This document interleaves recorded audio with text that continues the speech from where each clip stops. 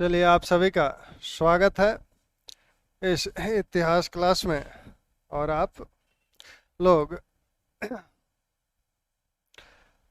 इतिहास के इस क्लास में जो बातें पहले हुई थी, कल पहले यानी कल जो बात हुई थी, कल क्या हुआ था? कल जो बात हुई थी, हम लोगों ने देखा था कि शक शकों की बातें हुई थी और शकों की बातें पूरी हो गई थी। गुड इवनिंग सरिता जी, प्रत्येक जी good evening, Amit good evening. तो आप लोग से जो बातें हुई थी वो शकों के विषय में हुई थी। और अब जो दूसरा आक्रमण होगा, अगला आक्रमण, वो आपका कुषाणों का आक्रमण है। हालांकि कुषाणों और शकों के बीच में एक छोटा सा वंश भारत में है। अखंड जी नमस्ते। तो एक छोटा सा वंश आपका भारत में एक और है, कुछ दिनों तक शासन करने वाला, जिसे पहलव वंश या पार्थियन बोला जाता है। तो पार्थियन या पहलव की अगर बात की जाए तो ये जो पार्थियन या पहलव वंश, इनकी बात थोड़ी सी हम लोग पहले कर चुके हैं। ये जो है, ये बैक्टीरिया के पश्चिम में रहने वाले, उसी बैक्टीरिया के पश्चिम में इनका क्षेत्र था। आपने देखा था पर्थिया, पर्थिया में आपने देखा था जो यवन साम्राज्य था, सेलुकस का साम्राज्य था। तो पर्थिया में सेलुकस के साम्राज्य के जो उत्तराधिकारी थे, सेलुकस के जो उत्तराधिकारी थे, अंतियोकस द्वितीय, अंतियोकस प्रथम और द्वितीय के समय, ये पर्थिया और बैक्टीरिया स्वतंत्र हो गए थे। यहाँ तक याद है ना? गुड इवनिंग मारुति नंदन जी, रॉबिन गुड इवनिंग, आशुतोष जी गुड इवनिंग। तो हम लोगों ने ये देखा था कि यवन जो थे, सेलुकस का जो साम्राज्य था, सेलुकस के उत्तराधिकारियों के समय उसके दो प्रांत, पूर्वी उसके साम्राज्य का जो पूर्वी हिस्सा था, इसमें पर्थिया आपका और बैक्टीरिया, तो इन दोनों, ये दोनों स्वतंत्र हो गए थे अंतियोकस प्रथम यानी मूलतः अंतियोकस द्वितीय के समय, और अंतियोकस तृतीय ने इन्हें स्वतंत्र राज्य मान लिया था। तो ये वही क्षेत्र है पर्थिया। और यहाँ के उस समय आपने देखा था कि यहाँ के स्वतंत्र, यहाँ विद्रोह करने वाला कौन था? आर्यशक्स था। ठीक। तो ये यवनों का यहाँ अधिकार था पहले। इन यवनों के क्षेत्र पर, यानी पर्थिया जो क्षेत्र है बैक्टीरिया के पश्चिम जो है, इस क्षेत्र पर पूरब से कुछ लोग आकर इस क्षेत्र पर अधिकार कर लिए, और वही लोग पार्थियन या पहलव बोले गए। तो यही लोग पार्थियन या पहलव बोले गए। इन लोगों ने किस पे अधिकार किया? यवन, पहले यवनों द्वारा शासित पर्थिया था, और पूरब से कुछ लोग आकर इस यवनों को यहाँ से हटाकर उस पर अधिकार कर लिए। और इसका जो संस्थापक है पहलव वंश का, मित्रदात प्रथम, मित्रदात प्रथम इस वंश का संस्थापक है। लगभग 171 ईसा पूर्व से 130 ईसा पूर्व इसका शासनकाल है। तो इसी के समय में यह वंश अस्तित्व में आया। इसके बाद आपने देखा कि जो शक हैं, शकों को आपने देखा था कि वो कहाँ से आए थे? सिरदराय नदी के उत्तर में रहते थे, और सिरदराय को पार करके वो यहाँ इस क्षेत्र में आए थे, और यहाँ पर उन्होंने फ्रात द्वितीय और अर्तबान को पराजित करके इस क्षेत्र पर अधिकार कर लिया था। तो इसी वंश के फ्रात हैं और इसी वंश के अर्तबान हैं। तो यहाँ पर इन लोगों ने अधिकार कर लिया, ये आप लोगों ने देखा ही। इसके बाद सॉरी, ये फ्रात और अर्तबान जो हैं, ये कौन थे? ये आपके यवन थे, जिन पर, ये इस वंश के नहीं है, ये यवन थे जिन पर अधिकार कर लिया था शकों ने। इसके बाद शक वहां भी नहीं रुक पाए, क्योंकि ऊंची जाति वहां भी उनका पीछा की, तो शक आगे बढ़ गए। जब शक आगे बढ़ गए तब पुनः इनके लोगों ने यहाँ, और शकों को इनके युची जाति ने वहां से आया था, और इन्हीं के वंश के एक और शासक आपके थे, उन्होंने मित्रदात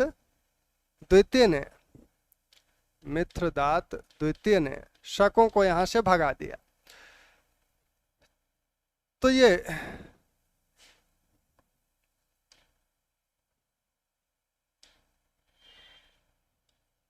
पहलव जो है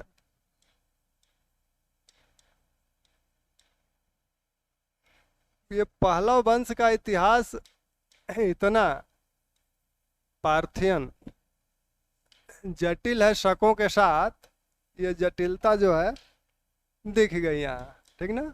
लेकिन चिंता न कीजिए, जटिलता ये अभी दूर होगी। पार्थियन जो है पहलव, ये आपका पार्थिया साम्राज्य, यहाँ तक तो स्पष्ट है। ये यवन राज्य है। सेलुकस के उत्तराधिकारी अंतियोकस द्वितीय के समय अरशक्स ने इसे क्या किया था, यहाँ विद्रोह किया था और इसे स्वतंत्र राज्य के रूप में स्थापित कर लिया अंतियोकस तृतीय के समय। यहाँ पर इधर से पूरब से आकर कुछ लोगों ने इस पर अधिकार कर लिया, और इन पूरब से आने वाले लोगों में जो प्रमुख था वो मित्रदात प्रथम था, जिसको हमने कहा 171 से 130 ईसा पूर्व इसका काल माना जाता है। तो मित्रदात ने अधिकार कर लिया, और इसी वंश के अगले शासक जो हैं, इसमें आपके फ्रात हैं, आपके अर्तवान हैं, और फिर मित्रदात द्वितीय दिख रहे हैं। यहां इनको पराजित करके क्या किया, शक जब उधर से आए तो इनको पराजित करके शकों ने इस ईरान के पूर्वी हिस्से, जिसे एरियाना भी बोला जाता था, यहाँ पर अधिकार कर लिया। तो एरियाना वाले क्षेत्र पर इन लोगों ने अधिकार कर लिया, शकों ने अधिकार कर लिया। लेकिन मित्रदात द्वितीय एक शक्तिशाली शासक है, और उसने शकों को यहाँ से पराजित करके भगा दिया। तो शकों को यहाँ से पराजित करके जब भगा दिया, तब यहाँ इनका शासन फिर स्थापित हो गया। अब इस वंश के अन्य जो शासक हैं वो आपके इनके उत्तराधिकारी मोनोनिज, शपेलिरस, और इस वंश का सबसे शक्तिशाली जो शासक है वो गोंडोफ्रनिज, भारत पर अधिकार करने वाला यही शासक है। तो इन लोगों का अधिकार जो है वो पर्थिया पर है, ईरान के पूर्वी हिस्से पर। लेकिन बाद में ये लोग क्या किए, सिस्तान वाले क्षेत्र पर भी अधिकार कर लिए, हेरात पर अधिकार कर लिए, कंधार पर अधिकार कर लिए, और कुछ दिनों के बाद ये काबुल पर भी अधिकार कर लिए। यानी अफगानिस्तान वाला जो क्षेत्र है उस पर इन लोगों ने अधिकार कर लिया।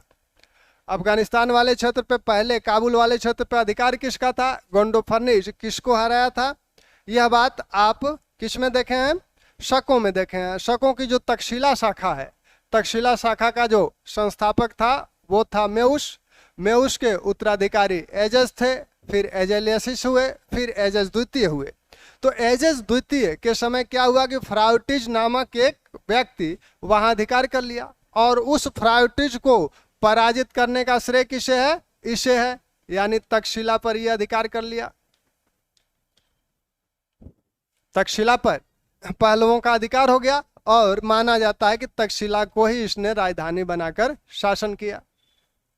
और इसके समय में एक भारत के संदर्भ में एक महत्वपूर्ण जो सूचना है वो ये है कि सेंट थॉमस जो पहला ईसाई भारत में आया था वो इसी गोंडोफ्रनिज के समय आया था कोचिन में। वहाँ से तमिलनाडु गया और वहीं उसकी मैमलपुरम में हत्या हो गई, वहीं उसकी समाधि बनी। तो सेंट थॉमस आया। जो ईसाई अनुश्रुतियां हैं, ईसाई ग्रंथ हैं, वो कहते हैं कि यह पूरे भारत का शासक था, पूरे भारत का शासक था। हालांकि ये बात सही नहीं है, लेकिन कौन कहता है, ये ईसाई अनुश्रुतियां कहती हैं कि वह पूरे भारत का शासक था। तो इसके समय में आपने देखा कि गोंडोफ्रनिज के समय तक्षशिला पर अधिकार हो गया, और गोंडोफ्रनिज के बाद के जो शासक हैं उनके विषय में बहुत कुछ नहीं मिलता है। इनके जो उत्तराधिकारी हैं, यहाँ आपने यहाँ पर अधिकार कर लिया। फिर इधर से कुषाण आ रहे हैं, तो कुषाणों ने इस क्षेत्र पर अधिकार कर लिया। तो पहला वंश के विषय में जानने के जो प्रमुख चीजें हैं वो ये हैं कि इन लोगों ने, पहलवों ने, यहाँ पर जो यवन वंशी शासक थे जो सेलुकस के समय में, सभी को गुड इवनिंग, संगीता जी, कहानीकार प्रवीण जी, अर्थ प्रकाश। तो यहाँ पर किसको पराजित करके पहलवों ने पार्थिया यानी ईरान का जो पूर्वी हिस्सा है उस पर अधिकार किया था, यवनों को पराजित करके, क्योंकि वहाँ सेलुकस के जो उत्तराधिकारी थे एंटियोकस द्वितीय के समय, वहाँ आर्शक्स ने विद्रोह करके यहाँ एक स्वतंत्र राज्य स्थापित कर लिया था। और बाद में यहाँ से पूरब से मिथदात के नेतृत्व में कुछ लोग आए और इसको हटाकर यहाँ शासन स्थापित कर लिए। मिथदात के जो उत्तराधिकारी थे फ्रात और अंतर्वान, इसी के समय शकों का इस पर शक यहाँ आते हैं। तो शक आए, तो शकों ने क्या किया कि इनको पराजित करके इस क्षेत्र पर अधिकार किया। लेकिन इस वंश का शासक मिथदात द्वितीय अधिक शक्तिशाली साबित हुआ, तो उसने शकों को यहाँ से पराजित करके भगा दिया। यहाँ फिर इनका शासन हो गया। इनके जो उत्तराधिकारी हैं बोनोनोज और एस्पेल्डिस, और उसके बाद इस वंश के सबसे महत्वपूर्ण उत्तराधिकारी हैं गोंडोफ्रनिज। तख्ते वाही अभिलेख इनका है, तख्ते वाही अभिलेख इनका मिलता है। तो इस तख्ते वाही अभिलेख में जो तिथि दी गई है वो 103 की दी गई है। अगर इसे विक्रम संवत मान लिया जाए, विक्रम संवत मान लेंगे आप, तो इसमें से आप 57 घटा देंगे, तो 103 में से 57 को घटा दीजिए तो कितना होगा, लगभग 46 होगा। और माना जाता है कि यह अभिलेख अपने शासनकाल के 20वें वर्ष जारी किए थे। ये अपने शासनकाल के 20वें वर्ष ये अभिलेख जारी किए थे, यानी 26 ईस्वी के आसपास ये शासक बने थे। तो गोंडोफनिज का जो शासन है वो आपका प्रथम शताब्दी में है। ठीक, तो इस पहलवा वंश के विषय में, और इस वंश पर अधिकार किसका हो गया अंततः, इस वंश पर अंततः इधर से आने वाले कुषाणों का अधिकार हो गया। तो पहलवा वंश संबंधी जो सामान्य चीजें हैं वो आपकी हो गई। सामान्य क्या, इससे ज्यादा कुछ मिलता नहीं है, न इससे ज्यादा कुछ पूछा जाता है। ठीक, यहाँ तक ठीक है, कोई दिक्कत नहीं है। पहलुओं को समझने में कोई समस्या हो तो बताएं, नहीं तो हम कुछ पूछें कल वाला।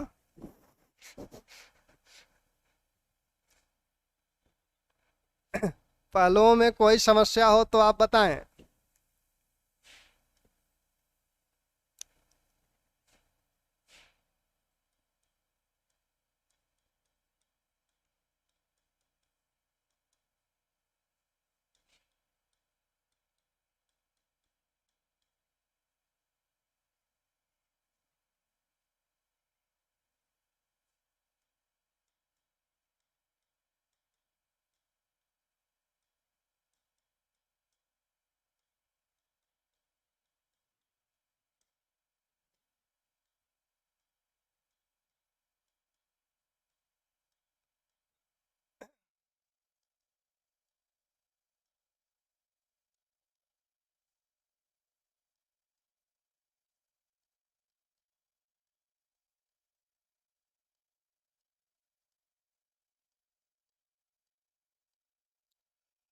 पहलुओं में कोई समस्या नहीं है ना, ठीक है।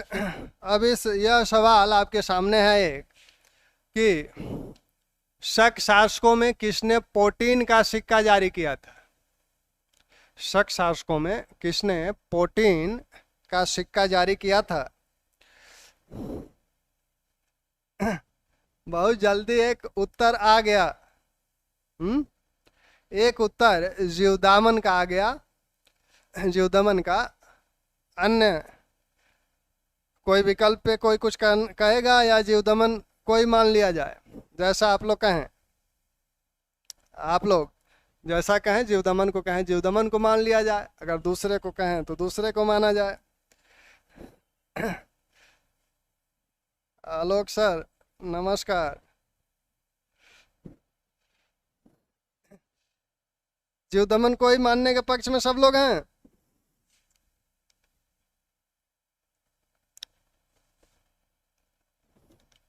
तीन नाम और हैं महाराज, इतने महत्वपूर्ण नाम हैं, और आप लोग जो है जीव दमन के चक्कर में पड़े हैं। हाँ? सी राजूल, देखिए एक नाम आया ना, एक सी नाम आया। लोकतंत्र है यहाँ, और बुद्धिमानों के बीच, बुद्धिमानों में एकमतता नहीं होती है, मतैक्य नहीं होता है। लेकिन ये लोग जो सी बता रहे हैं, कल सो रहे थे लोग? हाँ? कल सी की बात हुई थी। सरता जी ने जीवदमन बताया, बहुत अच्छा, जीवदमन ही है। जीवदमन की दो विशेषताएं हैं सिक्कों के संदर्भ में। कल मैंने कहा था कि प्रोटीन का सिक्का जारी करने संबंधी विशेषता है, और इसी के सिक्कों पे पहली बार तिथियां अंकित हैं। तिथि अंकित है, तिथि अंकित कराने की परंपरा यहाँ देखने को मिलती है। ठीक, तो यहाँ पहलुओं में तो कोई समस्या नहीं है। दबे मन से न बताइएगा, नहीं तो फिर रिपीट करें इसको।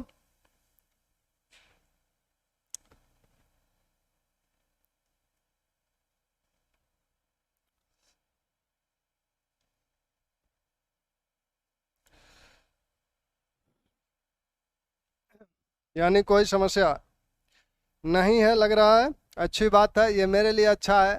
कम से कम जब आप, हालांकि आप समस्या कहते हैं तो भी ऐसा नहीं है कि मेरे लिए अच्छा नहीं होता। समस्या कहते हैं तो भी उसका दूसरा अर्थ होता है, दूसरा एंगल होता है कि आप समझने का प्रयास कर रहे हैं। और समस्या कब नहीं होती है? जब आप समझने का प्रयास ही नहीं करें तो कोई समस्या नहीं है।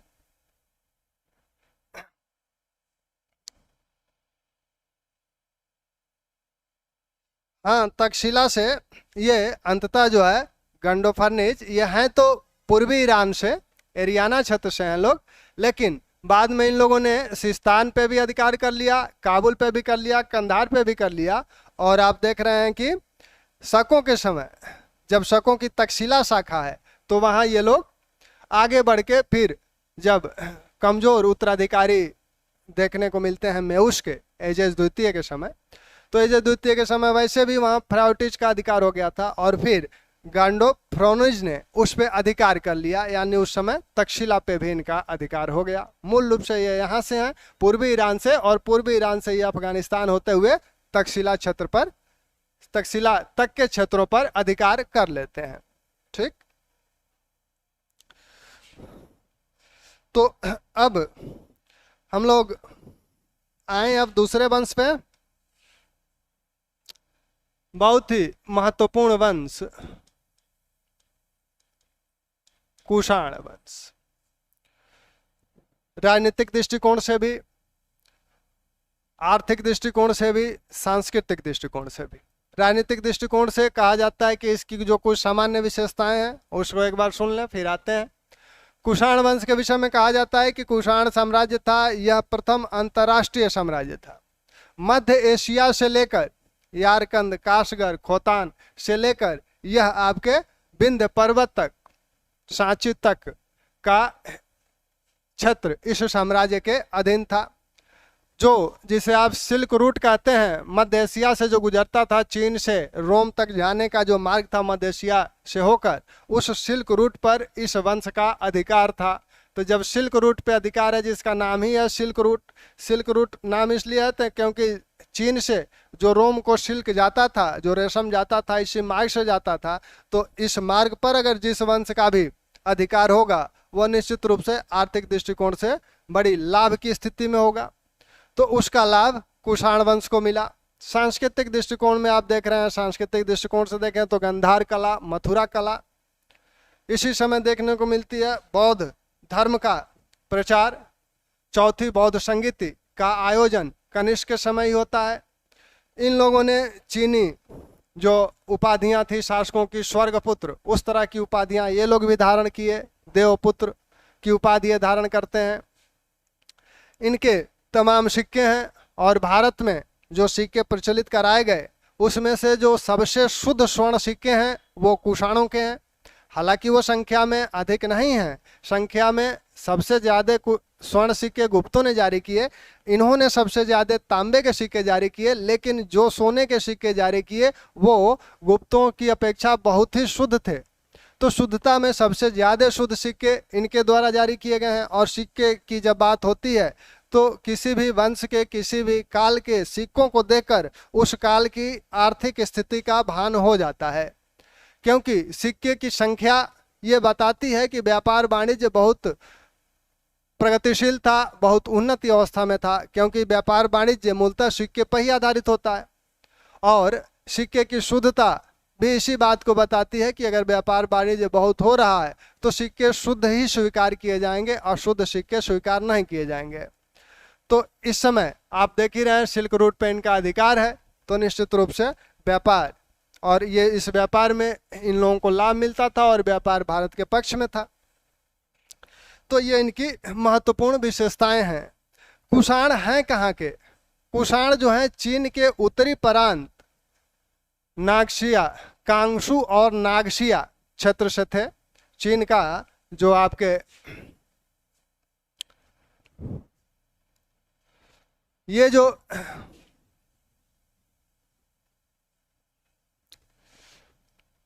पामीर का पठार, पामीर के इधर आप देख रहे हैं चाइना है, क्योंकि पामीर का पठार जो है ताजिकिस्तान वाले क्षेत्र में पड़ता है। तो यहाँ नक्शा बहुत सटीक नहीं हुआ, ये चीन का क्षेत्र है आपका।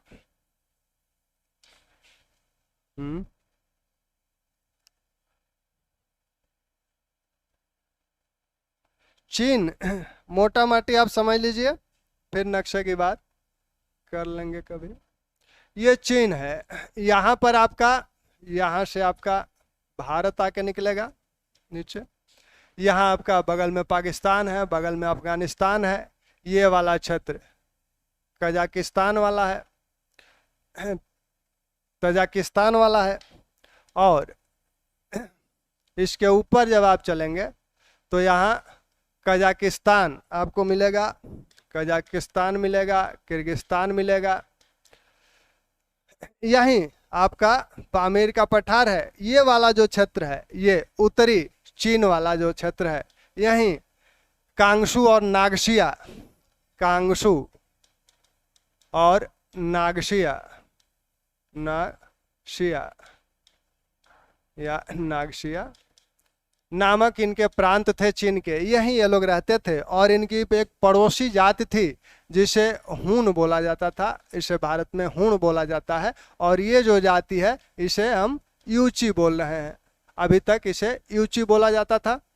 तो यूची जाति के ये वंशज हैं। यूची जाति चीन के उत्तरी प्रांतों कांगसू और नागशिया में रहती थी। 165 ईसा पूर्व में इनके जो पड़ोसी जाति है हूण, इन पे आक्रमण करते हैं और ये लोग वहां से पश्चिम की तरफ आते हैं और इली नदी घाटी में ये लोग, यहाँ एक दूसरी जाति थी वुनसु, वुनसु जाति थी, इस जाति को पराजित करके यहाँ ये लोग इस पे अधिकार कर लेते हैं। वुनसु जाति को पराजित करके ये लोग अधिकार कर लेते हैं। कौन? यूची आते हैं तो ले, और यहाँ वुनसु जाति के जो राजा है, जो प्रमुख है, उसकी हत्या कर देते हैं।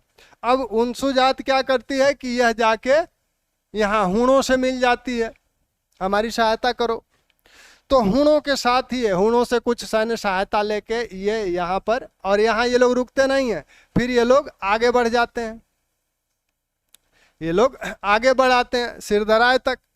तो यहाँ वुनसु जाति क्या करती है कि इन पर फिर यहाँ आक्रमण करती है और यहाँ ये लोग पराजित होते हैं। पराजित होने के बाद ये फिर अपना, अब यहाँ जब पराजित हो गए तो फिर आपके दक्षिण पश्चिम की तरफ बढ़ गए और दक्षिण पश्चिम की तरफ बढ़ के फिर ये लोग आ गए आपके बैक्टीरिया में। बैक्टीरिया यानी उत्तरी अफगानिस्तान वाला जो क्षेत्र है वहाँ आ गए और वहाँ रहते हुए ही ये लोग उज्बेकिस्तान के क्षेत्र पर अधिकार कर लिए, यही उज्बेकिस्तान।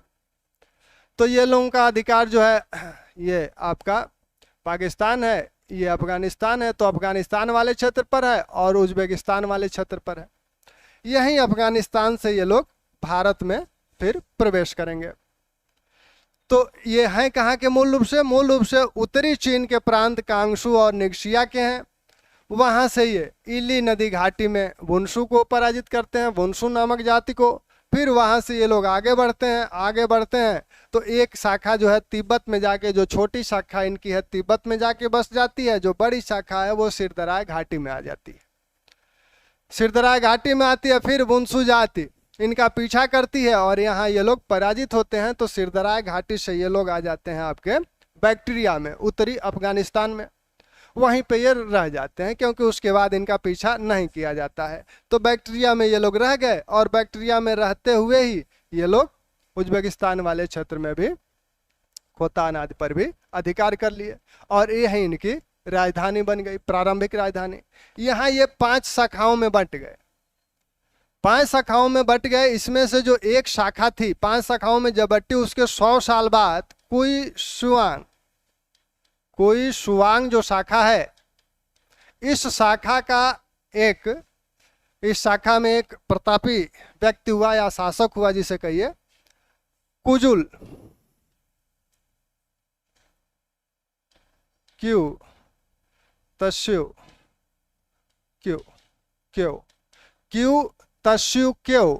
इसे कुजुल का ही नाम है।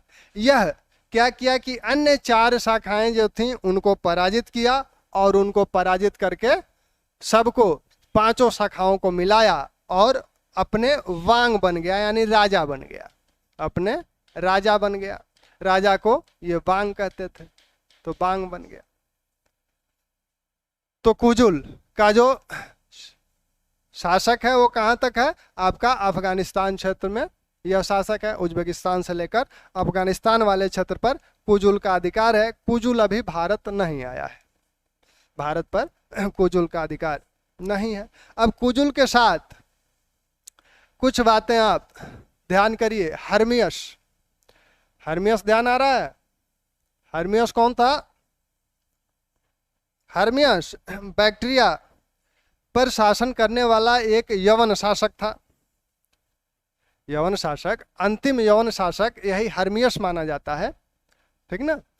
तो हर्मियस के समय कुजुल और हर्मियस के जो सिक्के मिलते हैं उसमें एक तरफ मुख्य पृष्ठ पर हर्मियस का नाम है और जो मुख्य भाग पर हर्मियस का नाम है और पृष्ठ भाग पर कुजुल का नाम है। तो ये माना जाता है कि कुछ समय तक कुजुल हर्मियस की अधीनता में शासन करता था।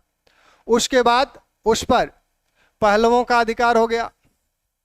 पहलवों का जब अधिकार हो गया तब फिर इसने, अब कुजुल उसके अधीन तो है ही, अब पहलवों के अधीन हो गया होगा। जब पहलवों का उस पर अधिकार हो गया तो अंत में जब पहलव कमजोर हुए, जैसा कि पहलवों में आपने देखा, तब इसने, कुजुल ने क्या किया कि पहलवों पर अधिकार कर लिया, उस क्षेत्र पर अधिकार कर लिया। तो कुजुल इस क्षेत्र पर, काबुल वाले क्षेत्र पर, अफगानिस्तान वाले क्षेत्र पर पहलवों को पराजित करके अधिकार किया। ठीक। कुजुल के जो सिक्के हैं वो सिर्फ तांबे के सिक्के हैं, तो तांबे के इसके कुछ सिक्के इस क्षेत्र से मिले हुए हैं। कुजुल की जो उपाधियां हैं, इनकी भी उपाधि वही है।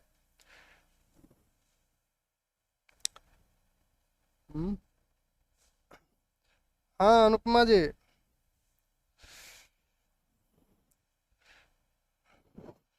डीपली इसलिए क्योंकि आप लोगों को कोई शक संदेह न रहे। जब पढ़ रहे हैं तो ढंग से पढ़ें। तो कहानी बस बता दे रहा हूँ, इसमें थोड़ा सा लिखाने वाला काम, जो लिखने वाला काम है वो वही करूँगा जो आवश्यक है। कहानी आप जानते रहें क्योंकि इतिहास इसी पे आधारित है। तो यहाँ आपने देखा कि जो कुषाण हैं, कुषाण ये काबुल वाले क्षेत्र पर किसको पराजित करके अधिकार किए हैं? जैसा कि आपने पहलवों के समय देखा कि ये पहलवों को पराजित करके इस क्षेत्र पर अधिकार करते हैं। और पहलवों का उस समय तक शासन कहाँ तक हो गया था? तक्षशिला तक हो गया है, यानी सिंध के करीब तक ये कुषाण भी उसी के साथ आ गए। भारत में जो कुषाण प्रवेश करेंगे वो आपके इनके उत्तराधिकारी भीम कडफिसेस।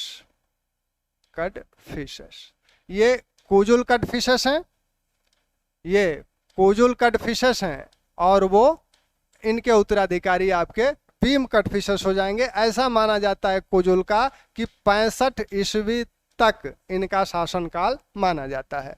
आगे जो भीम कडफिसेस हैं ये भारतीय क्षेत्र पर, भारत पर शासन करने वाला पहला जो शासक है कुषाणों में वह आपका भीम कडफिसेस है और इसका शासनकाल 65 ईस्वी से 78 ईस्वी तक का है।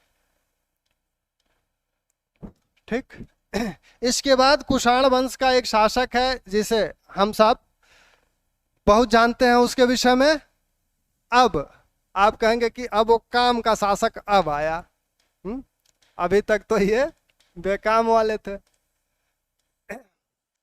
भीम कडफिसेस भी काम का शासक है भारत में, भारत के संदर्भ में। यह पहला शासक कुषाण शासक, पहला कुषाण शासक है जिसने भारत में सोने का सिक्का जारी किया।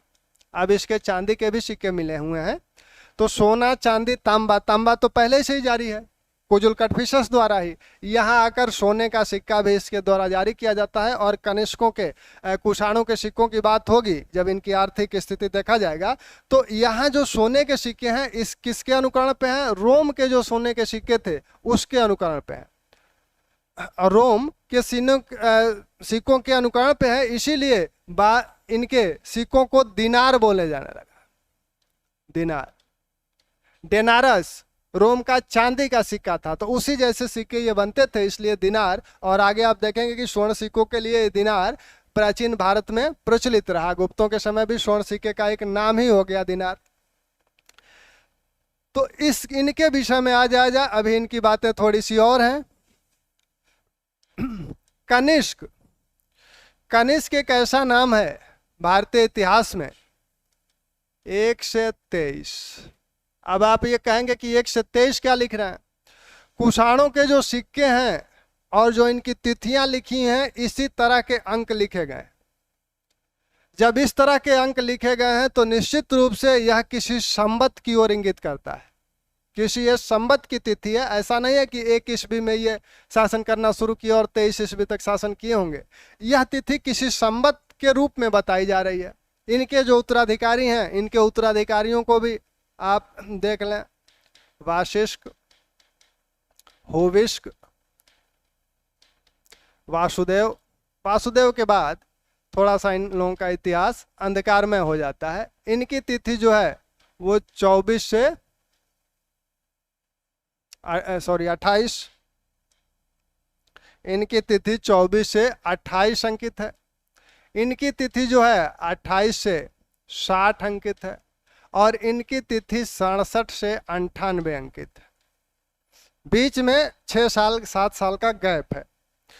तो इस गैप का ये मतलब है इस काल में कोई सिक्के या लेख इनके जारी नहीं किए गए हैं। यानी हो सकता है कि इस समय इनकी स्थिति बहुत ही दयनीय हो गई हो, ऐसी स्थिति में या स्वतंत्र शासक के रूप में न रह गए हों कि अपना अभिलेख या सिक्के जारी कर सकें। ये जो कनिष्क हैं, कनिष्क की तिथि के विषय में भारतीय इतिहास में सबसे विवादित तिथि किसी की रही है तो वो कनिष्क के राज्यारोहण की तिथि रही है। राज्यारोहण की तिथि, राज्यारोहण कब हुआ था और राज्यारोहण की तिथि क्या थी, इस पर विद्वानों में बड़ा मतैक्य रहा है। फिलिप जैसे लोग कहते हैं कि 58 ईसा पूर्व, यह जो 1-3 है यह विक्रम संवत की ओर इंगित कर रहा है, तो वो 57 ईसा पूर्व विक्रम संवत जो है उसको मान लेते हैं। ये फिर कुछ लोग कहते हैं, रमेश चंद्र मजुमदार कहते हैं कि यह तिथि जो है, अभी आपने आभीरों में देखा था कि एक संवत आपको मिला था कलचूरी संवत 248-49 ईस्वी में। यह संवत जो शुरू किया गया था 248-49 में, यह संवत ईस्वी में शुरू किया गया था, तो उसको ये मानते हैं कि ये यहाँ से शुरू होता है 248 से या 249 से, तो 248 से आप शुरू करें तो कनिष्क का राज्यारोहण 248 ईसा पूर्व ईस्वी में हुआ होगा और इसकी अंतिम तिथि आपकी 23 है, 23 और जोड़ लें तो 8 3 11 4 2 6 1 7 271 ईस्वी तक ये तिथि जाती है। तो कुछ लोग ये कहते हैं, विशेषकर आरसी मजुमदार कहते हैं, कुछ लोग जैसे धीमसन कहते हैं कि 144 ईस्वी इसकी तिथि राजारोहण की तिथि मानी जाए। 144 ईस्वी राजारोहण की तिथि मानते हैं। वैसे ही 125 ईस्वी मार्शल कहते हैं कि 125 ईस्वी मानी जाए। इतिहास में ये तिथियां पूछी जा सकती हैं, पूछी जाती हैं। एक बार उत्तराखंड पीसीएस का मेंस देने हम लोग गए थे, तो ये इस प्रश्न की उम्मीद नहीं थी कि इस तरह के प्रश्न पूछे जाएंगे, लेकिन उन्होंने एक फुल प्रश्न पूछ लिया कि कनिष्क का तिथि निर्धारण करें। तो कनिष्क का तिथि निर्धारण जब करेंगे, जब तक इनकी बातें नहीं करेंगे, इनकी बातें बताएंगे, इनको खारिज करेंगे, फिर इनको बताएंगे, खारिज करेंगे, तब जाके अंत में तिथि निर्धारण होगा। तो आपसे ऑब्जेक्टिव में सिर्फ इतना पूछ लिया जाएगा कि कौन मानता है 144 ईस्वी इनका तिथि निर्धारित किया जाए, कौन कहता है कि 248 49 इनका तिथि निर्धारित किया जाए। तो इसलिए ये बातें थोड़ा सा ध्यान रखिए। 200 अब 58 ईसा पूर्व में इनकी तिथि निर्धारित की जाती है, तो उसका कोई सवाल ही नहीं है। विक्रम संवत की बात कालकाचार्य कथानक से जो मिलती है वो दूसरी बात कहती है, वो शकों की बात करती है। अगर 248 49 इनकी तिथि निर्धारित कर ली जाए तो ये वासुदेव का काल कितना हो जाएगा? 248 में ये हैं, 248 में 98 जोड़ देंगे, तो 248 में 98 जब आप जोड़ देंगे तो वासुदेव की अंतिम तिथि हो जाएगी 346। गुप्तों का काल है। और कनिष्क के लेख में, वासुदेव के लेख में बताया जा रहा है कि वासुदेव का उस समय मथुरा पर शासन था और गुप्त शासक 246। गुप्त मथुरा को खाली छोड़ देंगे इनके लिए, वासुदेव के लिए। और उस समय यहाँ नागों का शासन था, मथुरा पर नागों का शासन था, गुप्तों का शासन शुरू हो गया है, तो वासुदेव वहां कैसे शासक हो सकते हैं? तो यह तिथि इस तथ्य से ये खारिज हो जाएगी। 144 की तिथि अगर देखें तो 144 की जो तिथि धीमसन बता रहे हैं, तो धीमसन जो कह रहे हैं 144 यानी 144 ईस्वी में कनिष्क शासन करना शुरू करता है। 23 साल और जोड़ देश में, तो आपका 167 ईस्वी तक जाता है। और आपने सातवाहन काल में क्या देखा था? वाशिष्ठ पुत्र पुलमावी और गौतमी पुत्र सातकर्णी। गौतमी पुत्र सातकर्णी की तिथि आपने कितनी देखी थी? 130 से 150 ईस्वी। उसके बाद वाशिष्ठ पुत्र पुलमावी आते हैं। और आपने देखा था कि सातवाहनों का किससे संघर्ष हुआ था? शकों से संघर्ष हुआ था। यानी इस उत्तर पश्चिम क्षेत्र पर शक शासन कर रहे हैं। अगर यहाँ कुषाण शासक करते तो निश्चित रूप से किसी न किसी सातवाहन साम्राज्य शासक से इनका संघर्ष हुआ होता। और इतना महत्वपूर्ण संघर्ष कैसे ये अपने लेख में छोड़ देते या वो अपने लेख में छोड़ देते? और फिर वहीं आप देखते हैं कि रुद्रदामन का जो औंधव खाड़ी से लेख मिला है वो निचली सिंध घाटी से मिला है। और रुद्रदामन की तिथि भी आप जानते हैं कि यही है। और यह अंधव खाड़ी से मिला है। और यहीं से कनिष्क का एक लेख मिला है, सुई विहार अभिलेख। तो सुई विहार अभिलेख और यहाँ अंधव खाड़ी लेख, एक ही क्षेत्र पर दो बड़े शासकों का अधिकार कैसे हो सकता है? अगर 144 की तिथि को मान लें तो इस तिथि में तो कनिष्क को, यहाँ कनिष्क का शासन होना चाहिए। और इधर आप देख रहे हैं कि रुद्रदामन है और दोनों का लेख निचली सिंध घाटी से जारी किया गया है। तो दो बड़े शासक एक ही क्षेत्र पर एक साथ कैसे शासन कर सकते हैं? तो या तो रुद्रदामन पहले होंगे या कनिष्क पहले होंगे। तो ये देखा जाता है कि यहाँ सातवाहनों से इनका कोई संघर्ष नहीं हुआ, यानी रुद्रदामन के पहले इनका शासन निचली सिंध घाटी पे होगा। बाद में जो कुषाण शासक थे वो दुर्बल हो गए होंगे, तब यहाँ शकों ने इस क्षेत्र पर अधिकार कर लिया होगा।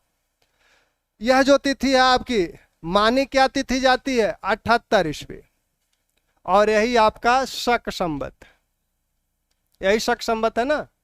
78 ईस्वी की तिथि मानी जाती है, कनिष्क के राजारोहण के शक संवत है। और इस तिथि को मानने वाले लोगों में आपके सबसे महत्वपूर्ण नाम भारतीयों में जो है वो राय चौधरी का है, मुखर्जी का है। तो ये लोग इस 78 ईस्वी को शक संवत यानी कनिष्क के राजारोहण की तिथि मानते हैं। इस तिथि कनिष्क के जो राजारोहण की तिथि है, इसके निर्धारण के लिए 2 सम्मेलन लंदन में आयोजित किए गए 1913 और 1960 में।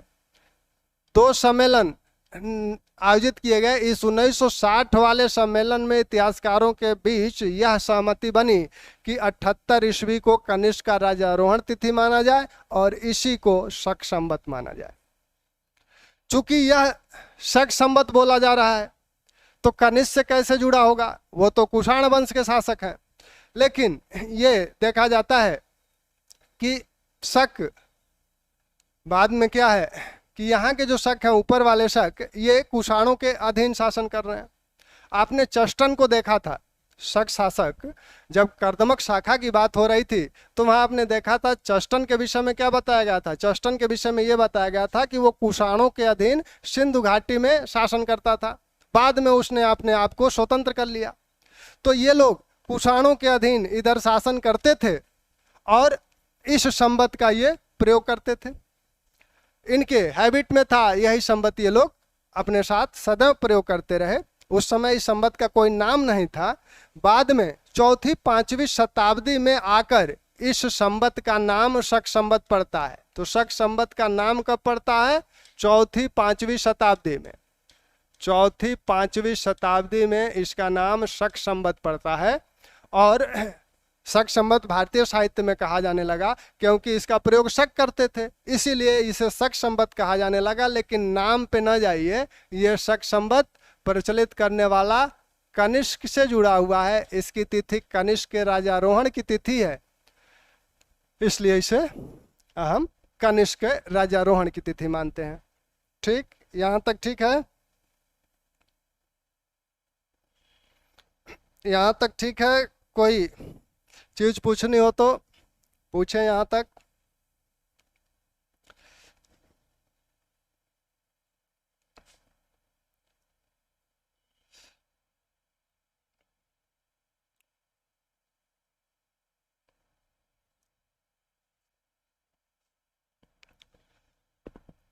अब इसके बाद हम लोग कनिष्क की थोड़ी सी और 1-2 बातें कर लें। कनिष्क के ढेर सारे अभिलेख मिले हैं, लगभग 12 अभिलेख कनिष्क के मिले हैं। इनके सिक्के तो मिले ही हैं, अभिलेख और मुहरें भी इनकी बहुत मिली हैं। और इनके साम्राज्य का निर्धारण भी इनके अभिलेखों के आधार पर ही होता है। तो कनिष्क ने किन किन क्षेत्रों की विजय की थी, तो उन क्षेत्रों को अगर देखा जाए तो कनिष्क की विजय के विषय में अफगानिस्तान से इसके सिंध घाटी से आपने देखा सुई विहार अभिलेख है। सुई विहार अभिलेख मिला है, इसके शासनकाल के 11वें वर्ष का अभिलेख है। वैसे ही आपके बैकग्राम से मिलते हैं।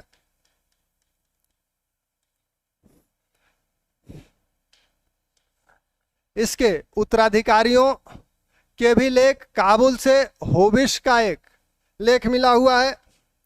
काबुल से होबिश का लेख मिला हुआ है और होबिश काबुल की विजय किया नहीं था, तो निश्चित रूप से कनिष्क किया है। इधर चीन के साथ इसके क्या संबंध है? चीन के साथ संबंधों के विषय में जो चीनी स्रोत बताते हैं वो ये बताते हैं कि कनिष्क ने एक बार चीन पर आक्रमण किया था, चीनी तुर्किस्तान क्षेत्र पर।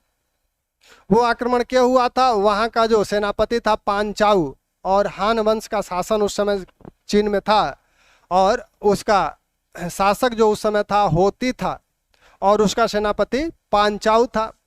तो कनिष्क ने हान वंश की राजकुमारी से विवाह का प्रस्ताव उस सेनापति के सामने रखा था। उसने इससे इनकार कर दिया। तब कनिष्क ने आक्रमण किया, पराजित हुआ। फिर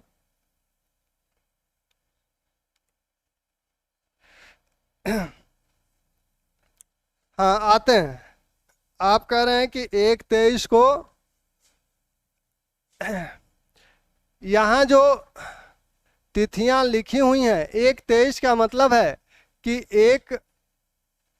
ये 1 से 23 वर्ष तक शासन किए। अब ये एक की गणना कहाँ से होगी, एक को कहाँ से एक शुरू किया जाए? यानी यह किसी संवत की बात कर रहे हैं कि इस शक संवत की यहाँ से शुरू हुआ और 23 शक संवत तक इसने शासन किया। 24 शक संवत से इनका शासन शुरू हुआ, 28 शक संवत तक इसने शासन किया। हालांकि वहां संगत का नाम नहीं लिया गया है, तो इसलिए ये कहा जाता है कि ये किसी संवत के रूप में, ऐसा तो लिखा नहीं जाएगा 1 ईस्वी से 23 ईस्वी तक, या 1 ईसा पूर्व से 23 ईसा पूर्व, यहाँ ऐसी तो कोई बात है नहीं, तो माना क्या जाए। तो ऐसा लिखने का अर्थ यही है कि ये किसी संवत को इंगित कर रहा है। यानी अगर शक संवत हम कहते हैं कि शक संवत को इंगित कर रहा है, तो 1 शक संवत से 23 शक संवत तक कनिष्क का शासन काल है। 24 शक संवत से 28 शक संवत तक इनका उत्तराधिकारी वासिष्ठ का काल है। ऐसे ही ये काल है, ठीक। अब इसको माना गया, एक शक संवत की तिथि क्या मानी गई है? शक संवत की तिथि मानी गई है 78 ईस्वी। तो कनिष्क का जो शासन काल है वो होगा 78 से लेकर, 78 में 23 और जोड़ें आप, 1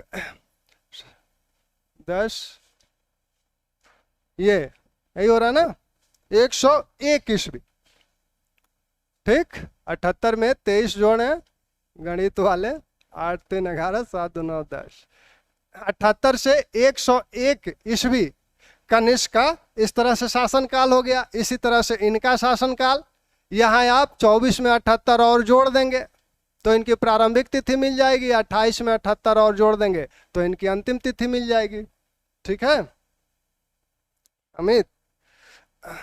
हाँ, तो कहाँ थे हम लोग? हम लोग थे कनिष्क के साम्राज्य की सीमा निर्धारित कर रहे थे।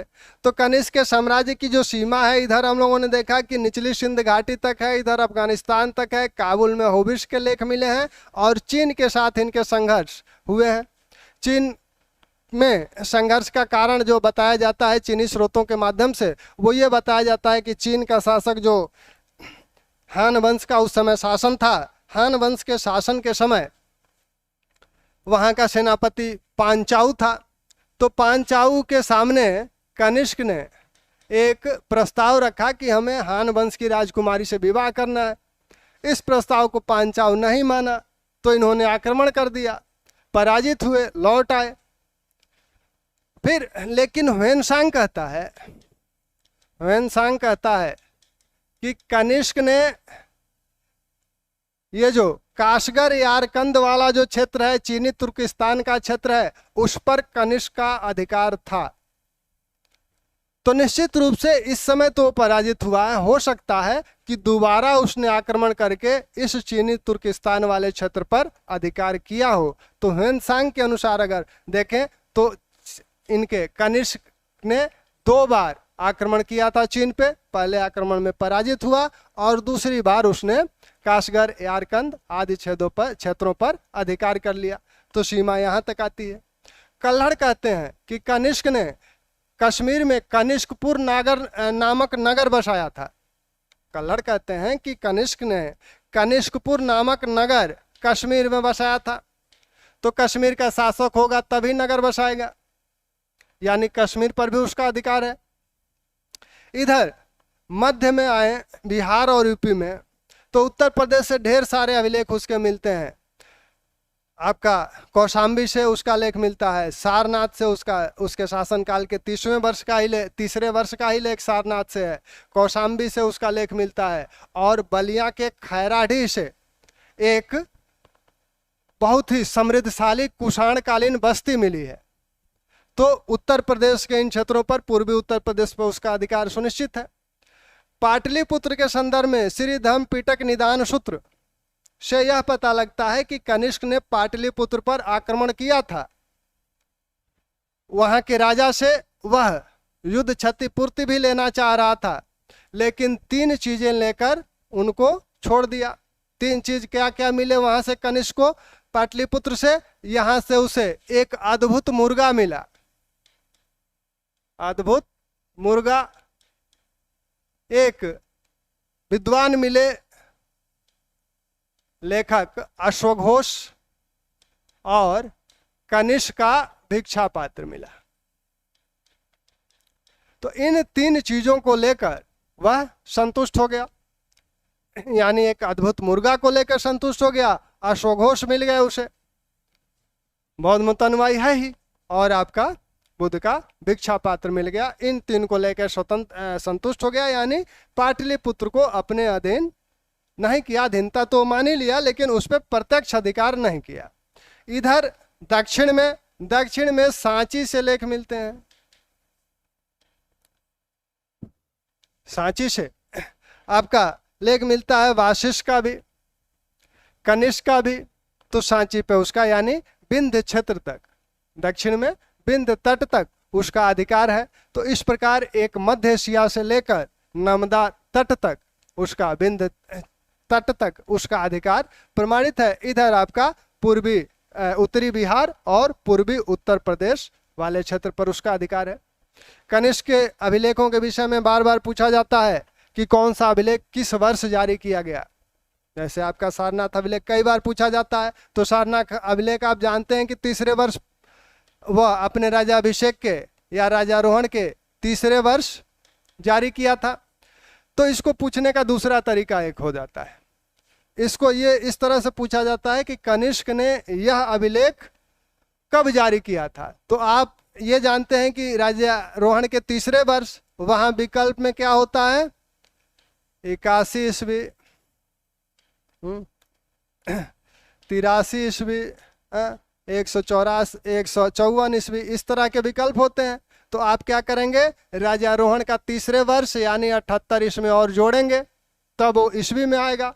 यह तो शक संवत की तिथि है, तीसरे वर्ष यानी शक संवत से शुरू हो रहा है। तो इस तरह से थोड़ा सा आपसे थोड़ा सा गुणा भाग करवा लेते हैं। वैसे भी थोड़ी सी ज्यादा गुणा गणित नहीं करना चाहिए, थोड़ा सा करना चाहिए। तो ये हम लोगों ने राजनीतिक इतिहास इनका इस तरह से है। इसमें जो महत्वपूर्ण बातें हैं, जो तथ्य आप जिस तथ्य के लिए व्याकुल रहते हैं, वो तथ्य हालांकि बोल तो दिए गए हैं, हो तो गए हैं, लेकिन आपको चाहिए एक लिखा लिखाया। तो उसको अब आप शुरू करें। तो कुषाण,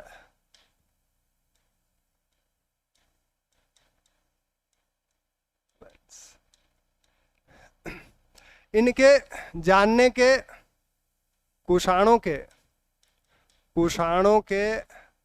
प्रारंभिक इतिहास जानने के प्रमुख स्रोत चीनी साहित्य हैं। इसकी बात शकों में भी हो चुकी है। दो साहित्य हैं आपके, कौन कौन, पानकुकृत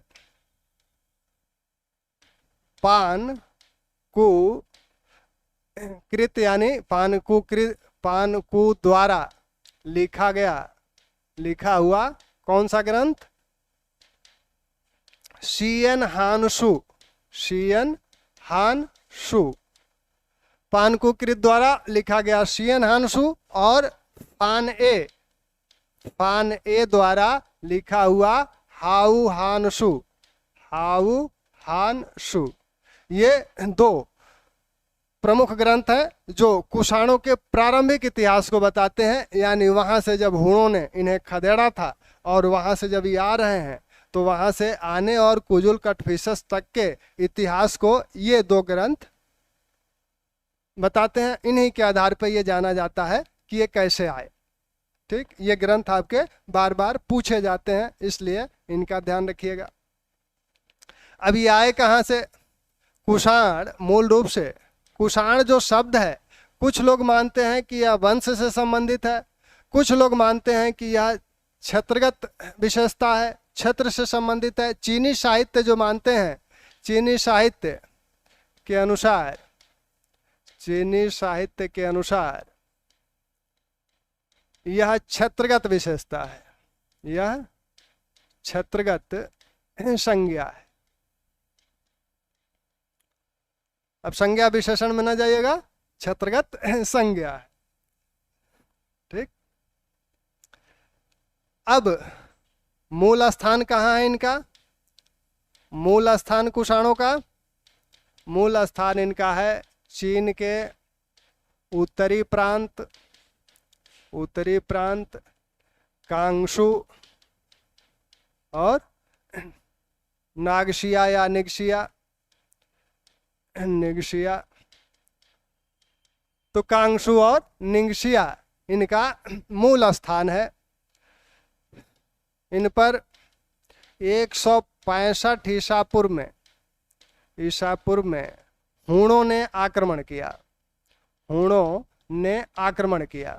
अब आप देख रहे हैं शक वहां से क्यों भागे, क्योंकि शकों पर इन्होंने आक्रमण किया। मूल स्थान इनका उत्तरी प्रांत कांगशु निंगशिया है। ये यहाँ यूची नामक जाति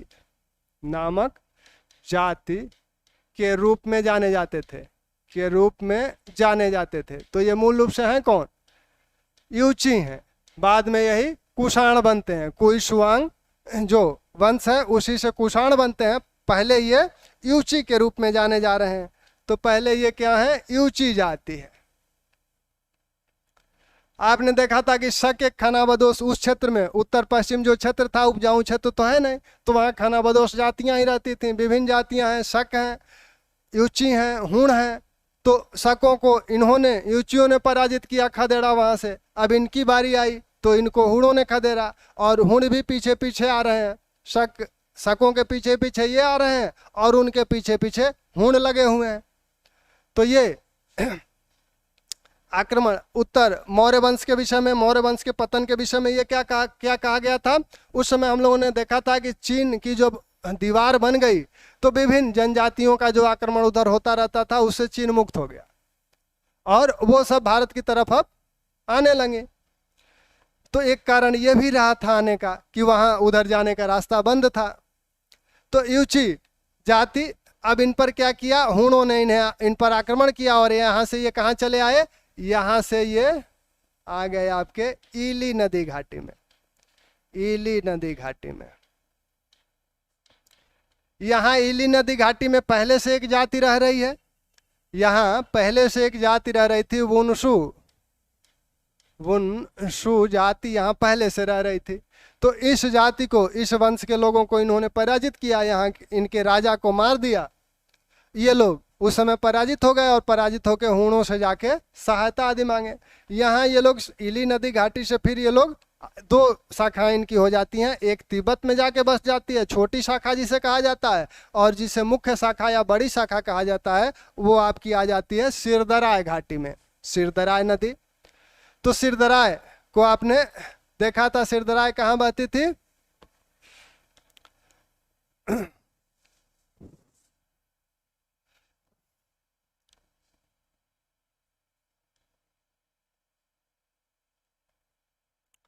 ये आप देख रहे हैं सिरदराय, ये आपकी कजाकिस्तान, यहाँ से निकल ले जाएगी अरल सागर में मिल जाएगी। तो यहाँ से आपके ये लोग सिरदराय घाटी में आ गए और यहाँ भी वुनशु जाति द्वारा इनका पीछा किया गया। तो वहाँ से ये आपके बैक्टीरिया में आ गए, उत्तरी अफगानिस्तान वाले क्षेत्र में आ गए। तो यहाँ ये बैक्टीरिया में आ गए, बैक्टीरिया वाले क्षेत्र में आ गए और यहाँ ये लोग रहने लगे। और यहीं रहते हुए ये लोग फिर आपके उज्बेकिस्तान, खोतान, सोगडियाना पर भी इन लोगों ने अधिकार किया और सोगडियाना को इन लोगों ने अपनी राजधानी, प्रारंभिक राजधानी जो है इनकी सोगडियाना है, और कनिष्क के समय जो राजधानी है वो आपकी पुरुषपुर या पेशावर बन गई। ठीक, तो वुनशु जाति को ये लोग पराजित किए और यहाँ से फिर इनकी दो शाखाएं बन जाती है, एक तिब्बत में जाके बस जाती है और एक शाखा आपकी फिर दक्षिण पश्चिम की जाती है की ओर आती है और सिरदराय नदी घाटी में आती है। यहाँ फिर वुनशु जाति इन पे आक्रमण की, यहाँ से ये लोग फिर कहाँ आ गए, बैक्टीरिया आ गए, बैक्टीरिया क्षेत्र में, और यहाँ आके ये लोग स्थिरता प्राप्त किए। और यहीं इनकी 5 शाखाएं हैं, उनमें से एक कुइशुआंग शाखा है। उस कुइशुआंग ने 100 वर्ष बाद, इस विभाजन के 100 वर्ष बाद उसमें एक शासक बना क्यू तोस्यो क्यो, यानी वही कुजुल कटफिशेज। तो उसने इन चारों को पराजित करके सारी शाखाओं को एकीकृत किया और शासक बन गया। तो कल इसी बात को आगे बढ़ा लिया जाएगा। ठीक। कोई दिक्कत हुई हो अभी तक तो पूछ लें। मैपिंग दरअसल मैपिंग वो लग नहीं पाई थी कल। एग्जैक्ट इसकी जो मैपिंग है मध्य एशिया वाली उसको लगा के एक बार और बता देंगे, ठीक ना। कोई समस्या हो तो बोलें।